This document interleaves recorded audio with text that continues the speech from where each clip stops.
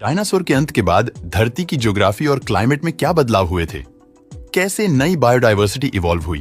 कैसे मैमल्स की उत्पत्ति हुई और कैसे उनका विकास हुआ?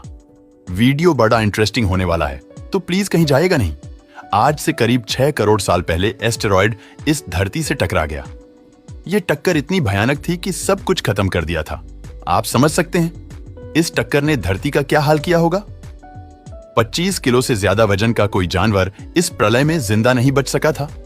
यानी धरती के साथ साथ जीवों की 75% से ज्यादा स्पीशीज हमेशा हमेशा के लिए खत्म हो गई।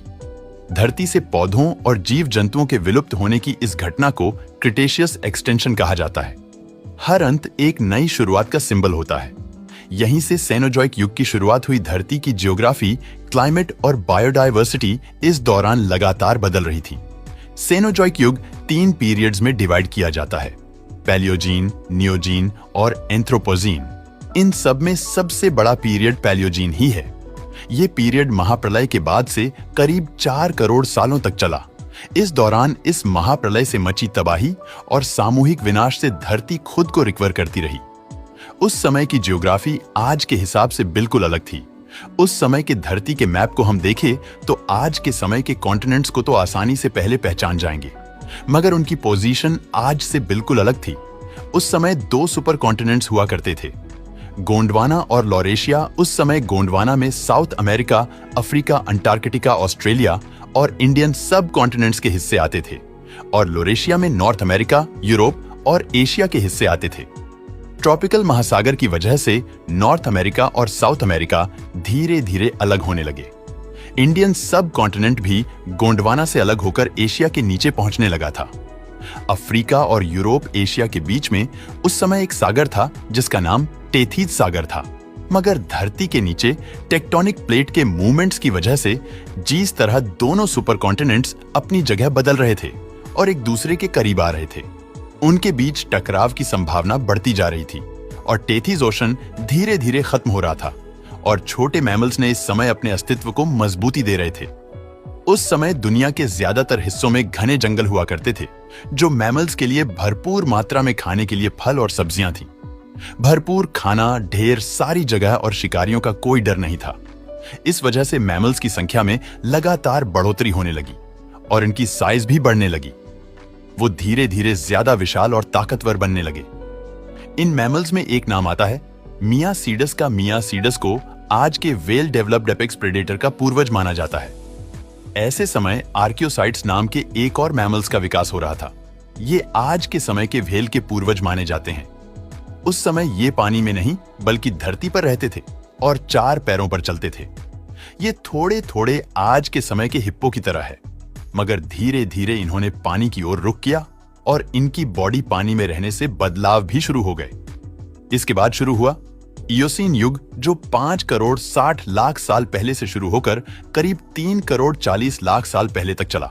अब वो समय भी आ गया था जब इंडियन सबकॉन्टिनेंट का हिस्सा एशिया से टकरा गया। इस टकराव की वजह से टेथीज ओशन की जगह विशाल और गौरवशाली हिमालय पर्वत खड़ा हो गया। अब शुरू होता है ओलिगोसीन युग।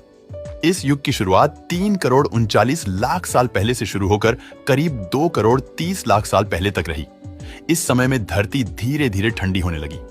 बड़े और घने जंगल धीरे धीरे कम होने लगे और घास के मैदानों ने चारों तरफ अपना कब्जा कर लिया। यही वो वक्त था जब अंटार्कटिका धरती के सबसे बड़े बर्फीले रेगिस्तान में तब्दील होने लगा। इस समय में एल्प्स जैसी पर्वत श्रृंखलाओं का निर्माण हुआ। इसी दौरान करीब 2 करोड़ 80 लाख साल पहले ला गरिता नाम का एक वोल्केनो फूटा था। ये उस समय आज के कोलोराडो में फूटा था। ये वोल्केनो इतना भयानक था, इसने करीब 30,000 स्क्वायर मीटर के एरिया में आने वाली हर चीज को अपने लावा की चपेट में लेकर तबाह कर दिया। मगर जिंदगी रुकती कहां है। राख की कोख से एक बार फिर जिंदगी ने जन्म लिया और धरती को हरियाली से रोशन कर दिया। इस समय धरती पर ऐसे ऐसे जानवरों ने अपना अधिकार कर दिया था जो साइज के मामले में किसी डायनासोर से कम नहीं ही थे। पैरासिट्रियम एक ऐसा जानवर था जिसकी हाइट करीब 4.9 मीटर तक पहुंच जाती थी। इसके बाद शुरू होता है नियोजीन पीरियड। ये पीरियड लगभग 2 करोड़ 30 लाख साल पहले से शुरू होकर 25 लाख 80 हजार साल पहले खत्म हुआ। इस पीरियड के दौरान धरती लगभग अपने आज के शेप में आ चुकी थी। और जानवरों की ज्यादातर प्रजातियां इवॉल्व हो चुकी थीं। ऐसे में समुद्र में एक विशालकाय शार्क अपनी हुकूमत चला रही थी। इसका नाम था मेगालोडन। ये जायंट शार्क करीब 15 मीटर लंबी हुआ करती थी और इसका वजन होता था करीब 30,000 किलो था। इसके बाद शुरू हुआ एंथ्रोपोसीन पीरियड। ये करीब 25 लाख साल पहले शुरू हुआ और अब भी चल रहा है। ये पीरियड खास तौर पर के होमो सेपियंस इवोल्यूशन के लिए जाना जाता है। इस समय उदय हुआ था गिगेंटोपिथेकस बंदरों की प्रजाति का, जिन्हें इंसानों का सबसे पहला पूर्वज माना जाता है। ये करीब 4 से 5 मीटर लंबे होते थे और इनका वजन होता था करीब 500 किलोग्राम। ये क्रिएचर्स एशिया में पाए जाते थे और कुछ कुछ आज के ही तरह दिखते थे। और बंदरों की दूसरी प्रजातियां से इवॉल्व हुए ह्यूमंस की संख्या धीरे धीरे बढ़ रही थी और पूरी धरती पर फैल रही थी।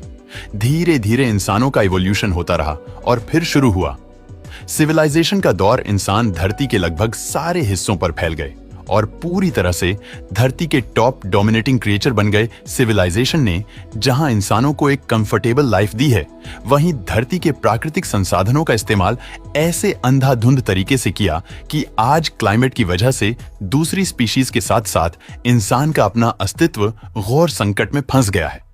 प्रदूषण की भयावह तस्वीरें किसी से छिपी नहीं है। अगर विकास का ये दौर इसी तरह जारी रहा तो एक और महाप्रलय की संभावना को हकीकत होते ज्यादा देर नहीं लगेगी। दोस्तों, वीडियो पसंद आया हो तो लाइक और शेयर करें।